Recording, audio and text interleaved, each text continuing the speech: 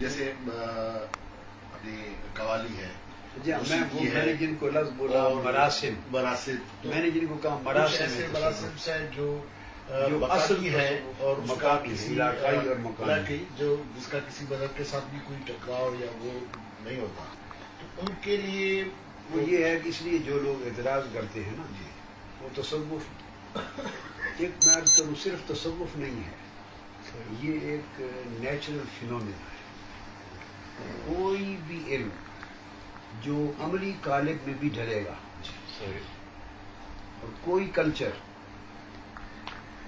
علمی ثقافت ہو، روحانی ثقافت ہو، فکری فلسفیانہ ثقافت ہو، جب جو بھی مدینہ طیبہ اور مکہ معظمہ سے نکل کے فتوحات جو ہوئی ہیں دنیا کے جس ملک میں بھی جا کے وہ اس کا رواج اس کو ہوا ہے اور انٹریکشن ہوتا ہے تو کچھ نہ کچھ اثرات لوکل رسوم و رواج کے علاقوں کے اس میں داخل ہوتے ہیں۔ ڈپینڈ یہ کرتا ہے کہ آپ اس کو کتنا اصلیت پر محفوظ کر کے چلتے ہیں اور کتنا اس میں ایکسیپٹ کر لیتے ہیں۔ کچھ چیزیں بعد ازاں ایسی ایڈ ہو جاتی ہیں اس علاقے کی، جنہوں نے اس علاقے کے لوگوں کے اوپر کام کیا مسلمان کرنے پر، تو وہاں کے جو مروج طریقے اور لوگوں کے رجحانات تھے ان کو ٹوٹلی نظر انداز کر کے تو پھر وہ فروغ نہیں دیا جا سکتا، کچھ لوگوں نے اکاموڈیٹ کیا، تو وہ چیزیں اصل مثلا قوالی ہے تو یہ اصل تصوف کا کوئی حصہ نہیں ہے۔ آپ کہیں کہ تصوف کی اصول اور تصوف کی اصل تعلیمات، اس میں آپ کو قوالی نام کی چیز نہیں ملے گی، میری بات سمجھے؟ سما ملے گا، سما تو ہر جگہ ہے، مگر پہلے سما قرآن مجید کا سما خوشانی سے ہے، پھر عارفانہ اور نعت کے کلام کا سما ہے، پھر وجد ملیں گے، پھر غشی کھا کے گر جانا ملے گا۔ یہ کیفیات ہیں، یہ تابعین میں بھی تھی، اتباع التابعین میں بھی تھی، امام شافعی بھی وجد میں غشی کھا کے گر گئے، وجد ہو گیا غشی کھا کے گر گئے۔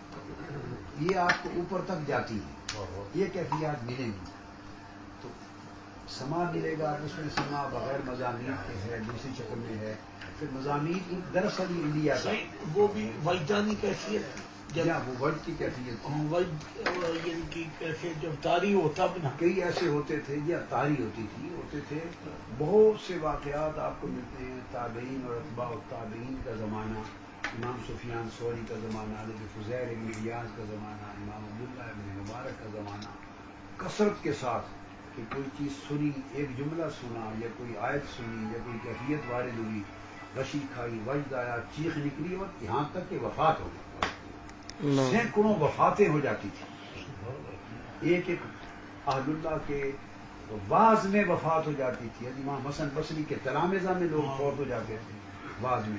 یہ کیفیات اور ان تجلیات کا ورود اور اس کے اثرات اور غشی، یہ چیزیں اس وقت سے اثر، اس پر لوگوں نے کہ اعتراض کیا، علماء نے ان کو جواب دیا گیا کہ آپ اعتراض کس پر کریں کہ خود امام شافعی کا یہ حال ہو گیا، علامہ ابن تیمیہ نے خود اس اعتراض کا رد کیا،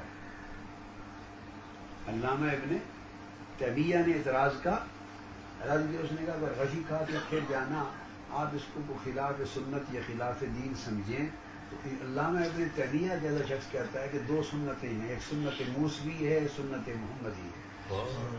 آقا علیہ السلام کو معراج کی رات اللہ نے جو یہ علامہ ابن تیمیہ کی کلمات، جو دکھایا دیکھا مگر آپ مغلوب ہو کر غشی نہیں کھائی آپ نے، اور موسیٰ علیہ السلام بھی وہ کہتے ہیں اولو العزم پیغمبروں میں سے ہیں، رسول ہیں، ان پر تجلی کا ورود ہوا تو وہ وجد تھا، غشی کھا کے گر کے بے ہوش ہو گئے۔ فرمایا اس لیے نہ اس کیفیت والے کو مذموم کر سکتے ہیں آپ، رد کر سکتے ہیں نہ اس کیفیت والے کو، اتنا کہیں گے کہ جو کہ حضور کی کیفیت اعلیٰ اور اقویٰ ہے وہ درجہ بلند ہے، یہ درجہ اس سے کم ہے، مگر ہے یہ بھی اللہ کے ایک پیغمبر کی سنت، رد نہیں کر سکتے، یہاں تک باتیں۔ تو پھر جیسے جیسے آگے مختلف علاقوں میں اس میں اثرات اس میں داخل گایا جاتا ہے اثر، تو اس میں اس کو کس طریقے سے یہ جائز ہے، یہ پڑھا کرتے تھے کلام، یہ اولیاء اللہ کے کلام، اولیاء کے عارفانہ کتب تصوف کی پڑھیں تو اولیاء خود عشق اور محبت کے بھرے ہوئے شعر اپنی محبت کو جلا دینے کے لیے پڑھتے تھے۔ علامہ ابن تیمیہ جو منکرین تصوف میں شمار ہوتے ہیں، وہ منکر مطلقاً تو نہیں ہے، وہ صحراؤں میں نکل جاتا تھا اور مجنوں اور لیلا کے عشق کے شعر پڑھ کے اپنے اندر کے عشق کو جلا دیتا تھا، صحراؤں میں شعر پڑھتے تھے۔ علامہ ابن تیمیہ. اور بیان کس نے کیا؟ آپ کو حوالہ بھی دے دوں نا، کہیں کوٹ کرنا پڑ جاتا ہے. بیان کیا ان کے شاگرد علامہ ابن القیم نے. آپ اندازہ کریں، کسی عام شخص نے بھی نہیں بیان کیا. ان کے سب سے بڑے شاگرد علامہ ابن القیم نے بیان کیا ہے اس کو. مدارج میں لکھا ہے. ہاں، مدارج السالکین. اور بیان کر کے اس میں بلکہ کہتے ہیں کہ مجھے ان کے اہل خانہ میں سے کسی معتمد نے بتایا ہے. یہ ان کی کیفیت ہوتی تھی. تو یہ کیفیات کی بات ہے. کراچی میں کل رات پرسوں رات خطاب تھا، ایسے میری طبیعت میں آیا، میں نے لوگوں کو بتایا. مجنو لوگ بڑے حیران رہ گئے، دنگ رہ گئے. یہ کہ میں نے کہا مجنو کا آپ نے سنا، لوگ سمجھتے ہیں کہ تخیلاتی کوئی کردار ہے، یہ سمجھتے ہیں نا مخلوق ہے تخیلاتی کردار. تو مجنو تابعی تھا. اس نے صحابہ کرام کا دور پایا ہے پیر صاحب. بالکل ہاں، صحابہ کرام کا دور پایا ہے اس نے. تابعی تھا. ہمارے بنی امام حسن سے حج یا ملاقاتیں. حج پر گیا تو کوئی عرب تھا، پھر حج پر گیا تو کوئی عربی کی بیوی گم ہوئی تھی کسی عرب حاجی کی. اس نے زور سے، اس کا نام لیلا تھا، اس کو زور سے آواز دی، لیلا آواز دے رہا تھا.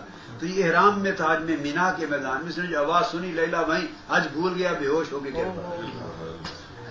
اور یہ جو واقعہ ہے یہ محدث بیان کرتے ہیں کتابوں میں. میں تو ٹی وی میں سناؤں گا یہ ساری باتیں، پورے ریکارڈ کراؤں. کوٹ بھی کسی صوفی نے نہیں کیا، محدثین نے بیان کیا ہے اس میں. اور آپ حیران ہو جائیں گے. اغلباً اگر میں بھول نہیں رہا تو امام ابن قدامہ الحنبلی نے کتاب الرقۃ والبکاء میں بیان. اندازہ ایسے ایسے پائے گے لوگ. تو یہ تو صرف یہ کہ پیوریفائی کر کے چیز کو چلنا ہے کہ کیا غلط ہے کیا صحیح، اس میں امتیاز رہے. اور کچھ چیزیں علاقائی اگر داخل ہوئی ہیں تو ان کو اصل نہ سمجھا جائے. وہ تقاضے ہیں علاقائی. مجھ سے کوئی پوچھتا ہے قوالی کا اپنا آج زمانے میں. میں نے کہا بھائی ساری دنیا گانے سننے پہ لگی ہوئی ہے، تو کیا خیال ہے گانے پہ ہی ان کو رہنے دیا جائے یا ان کے اس ذوق کی تسکین کے لیے گانا چھڑا کے یہ سنا دیا جائے تو دھیان ادھر لگ جائے، ذوق ادھر لگ جائے، رو لیں کچھ گھڑی ادھر. ذوق اگر طبیعت راغب ہو جائے تو اس سے بہتر نہیں ہے گانے سننے سے. کن دلیلوں کی آپ باتیں کرتے ہیں؟ آقا اسلام کو اللہ پاک نے فرمایا وما علمناہ الشعر وما ينبغی لہ. کیٹیگوریکل فرمایا کہ ہم نے حضور کو شعر نہیں سکھایا، یہ ان کے شایان شان نہیں. مگر مجلس میں بیٹھ کے صحابہ سے شعر نہیں سنتے تھے. فرمایا شایان شان نہیں تھا، پھر شعر نہیں سنتے تھے کیونکہ اس سے ایک. اور آپ کی حدیث پاک ہے کہ شعر میں سحر ہے، جادو ہے. تو اس سے اگر اس جادو سے اگر کچھ صوفیان علاقے اس یہاں کے اطراف و اکناف کے لوگوں کے احوال سے کام لے کے تو ان کو راغب کر دیا ادھر تو خیر کی بات. حکمت بھی فرمایا. اسلام سفر کر رہے تھے، صحابی پیچھے تھے. فرمایا شعر سناؤ فلاں کا. اس نے سنا، دوسرا سناؤ، تیسرا سناؤ. وہ صحابی کہتے ہیں خدا کی قسم ایک سفر میں 100 اشعار سنے مجھے.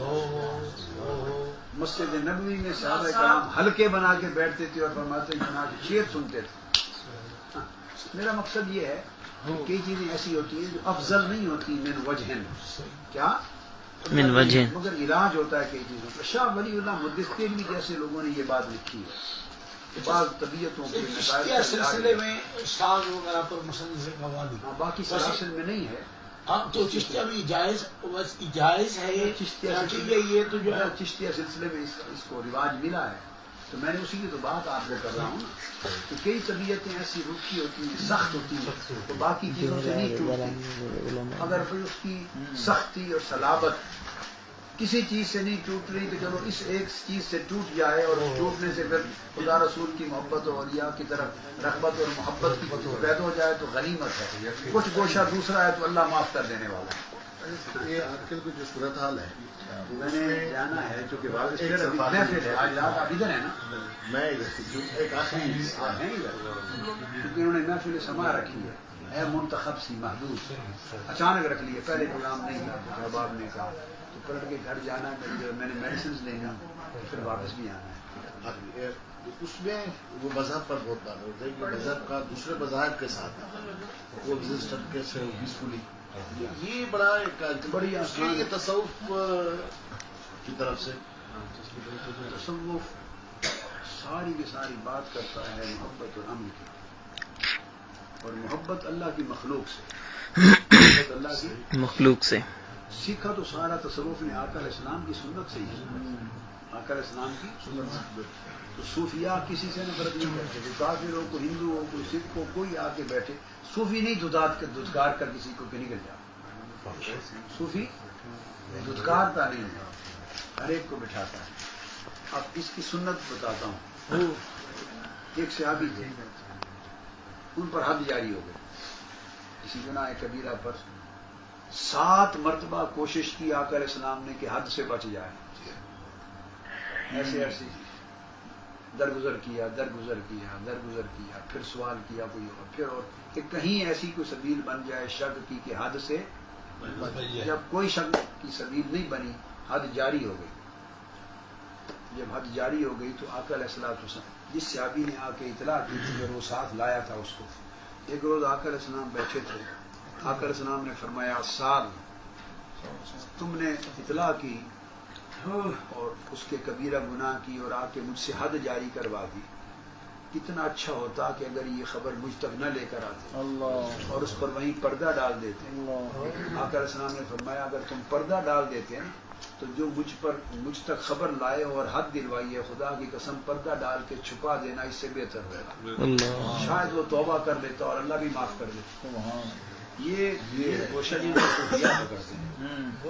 ایک اور جوان صحابی سے گناہ کبیرہ ہوا، حد جاری ہوئی، اس کی میت پڑی تھی، اس کے والد آئے پوچھنے کے لیے کہ بیٹا کہاں ہے؟ ایک صحابی نے کہا وہ خبیث پڑا ہوا ہے۔ کیا کہا؟ وہ خبیث پڑا ہے۔ آقا علیہ السلام نے بات سن لی تو اس کو فرمایا کہ تم اپنے بھائی کے خلاف شیطان کے معاون اور دوست مت بنو، تمہیں کیا خبر اس کے جسم سے جنت کی وہ خوشبو آ رہی ہے کہ تمہیں اگر وہ اس مدینہ میں پھیل جائیں تو کئی وادیاں مل جائیں۔ سبحان اللہ، سبحان اللہ۔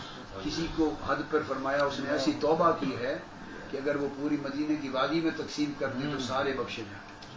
یہ جو گوشہ ہے نا گناہ سے، جو گوشہ ہے نا کہ وہ نفرت گناہگار سے نہیں ہے، اور کئی چیزوں سے اور کئی ایسی چیزوں سے درگزر کرنے کا گوشہ۔ صوفیاء کو یاد رکھ لیں، صوفیاء کسی سلسلے کے ہوں، مدار ان کا کسی نہ کسی سنت اور سیرت کے اصول۔ میں ایک لطیف بات کہا کرتا ہوں، میں نے دورہ بخاری میں کہی تھی برمنگم، یہاں مجھے شاید موقع نہیں ہوا، کبھی کبھی میں نے کہا یا نہیں مجھے یاد نہیں۔ آقا علیہ السلام چادر اوڑھ کر لیٹے ہوئے تھے اور سوئے ہوئے نہیں تھے، جاگ رہے تھے۔ حضرت عائشہ صدیقہ، یہ صحیح بخاری میں ہے، حضرت عائشہ صدیقہ رضی اللہ تعالیٰ عنہ کے پاس انصار کی کچھ بچیاں دف بجا رہی تھی اور ان کے جو جنگی، جو بہادری کے، جو شجاعت کے قصے کہانیاں نغمے وہ گا رہی تھی، دف بجا رہی تھی اور گا رہی تھی۔ کیا گا رہی؟ آقا علیہ السلام چارپائی پہ لیٹے ہوئے تھے، سوئے ہوئے نہیں تھے۔ سیدنا صدیق اکبر رضی اللہ تعالیٰ عنہ داخل ہوئے اور دیکھ کے آپ نے فرمایا، ابو جلال سے فرمایا کہ مزمار الشیطان فی بیت رسول اللہ، یہ شیطان کی سرنگیاں اور شیطان کے ساتھ بیت رسول میں، بیت نبوت میں حضور کے گھر۔ آپ نے جو ڈانٹ کر یہ فرمایا تو وہ ڈر گئیں، انہوں نے دفیں چھپا لی۔ حضرت عائشہ صدیقہ رضی اللہ تعالیٰ عنہ اب اس سے ہم گئے۔ جب یہ بات ہو گئی تو آقا علیہ السلام نے چہرہ انور سے چادر اتاری، چادر اتار کے مڑ کے دیکھا تو سیدنا صدیق اکبر رضی اللہ تعالیٰ عنہ سے فرمایا دعہما، بکر ان کو جانے دو، لکل قوم عید وہذا عید، ہر قوم کی ایک عید ہوتی ہے تو یہ ہماری عید ہے، سبحان اللہ۔ پڑھنے دو۔ اب حدیث تو یہ ہے، اس پر کسی محدث نے آگے مزید کوئی بات نہیں کی، فقہی مسائل کی طرف چلے گئے۔ کیا؟ فقہی مسائل کی طرف چلے گئے۔ جو مسئلہ میں نے نکالا وہ کسی نے بیان نہیں کیا۔ تو میں کہتا ہوں کہ سیدنا صدیق اکبر رضی اللہ تعالیٰ عنہ کا ان کو روکنا غیرت شریعت کے ساتھ کہ رسول کے گھر میں یہ شیطان کے مزمار، تو اس طرز عمل سے طریقہ نقشبندیہ بنا۔ میں نے کہا نا ہر طریقہ، ہر تصوف کا سلسلہ کسی سنت پر ہے، اس طرز عمل سے کیا بنا؟ طریقہ نقشبندیہ نکلا۔ اور آقا علیہ السلام نے جو فرمایا دعہما ان لکل قوم عید وہذا عیدنا، جانے دو ہر قوم کی ہماری عید ہے، یہ جو اعلان فرمایا اجازت دی، اس سے طریقہ چشتیہ نکلا. واہ اور وہ جو چادر اوڑھ کر لیٹے ہوئے تھے، چادر اوڑھ کر لیٹے ہوئے نہ ہاں فرما رہے تھے نہ نہ سن رہے، لیٹے ہوئے تھے، اس سے قادریہ اور سہروردیہ بنا. واہ نہ بجانے میں شریک نہ منع کرنے میں شریک. پھر انور دوسری طرف کر کے لیٹے ہوئے تھے. سبحان اللہ اور استدلال ایسا کوئی رد نہیں کر سکتا. اس میں واہ اس کو بھی تسلیم کرتی ہے. یہ آواز تو آ ہی رہی تھی. مسئلہ بات کا یہ ہے، جو صوفیاء ہوتے ہیں نا، یہ متبعین سنت ہوتے ہیں اور صاحبان حکمت ہوتے ہیں. واہ جی یہ لوگوں کے احوال باطنی کے بدلنے میں مجتہد ہوتے ہیں. احوال باطنی کے مجتہد ہوتے ہیں، اصلاح باطنی. جس دور میں جہاں اب عرب جائیں تو طریقہ شاذلیہ، کھڑے ہو کے ذکر کرتے ہیں اور خوب وجد کرتے ہیں، ہاتھوں میں ڈال کے کرتے ہیں. اپنے اپنے طریقے ہیں علاقوں کے، تو ان کے پیچھے کوئی نہ کوئی حکمت ہوتی ہے، جس سے آقا اسلام کی امت کو کسی نہ کسی طبقے کو فیض ملتا ہے. وما علینا الا البلاغ. السلام علیکم.